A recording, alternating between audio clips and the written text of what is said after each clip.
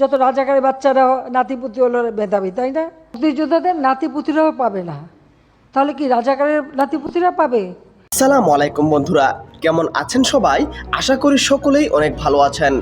তো বন্ধুরা, আমরা সকল আন্দোলনকারীরা এবং এর সমর্থনকারীরা সরকারকে বলতে চাই, খুব ভালো করে শুনে রাখুন, আপনারা যা করছেন ভালো করছেন না। বাংলাদেশ স্বাধীন হবার পর সকল আমলের রাজাকার শব্দটা এই দেশে ঘৃণার দৃষ্টিতেই দেখা এবং ভাবা হতো। কেন আপনারা আন্দোলনকারীদের রাজাকার বললেন? কেন আপনারা ওদের কথা শুনছেন না? এখন যে ঢাকা বিশ্ববিদ্যালয়ে তুমি কে আমি কে রাজাকার রাজাকার স্লোগান হচ্ছে, বুঝতে পারছেন এর প্রভাব?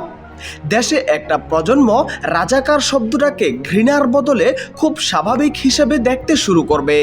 আমাদের বাবা চাচারা যারা জীবনে কোনোদিন কোনো সরকারি সুবিধা নেয়নি, যারা কিছু পাওয়ার আশায় মুক্তিযুদ্ধে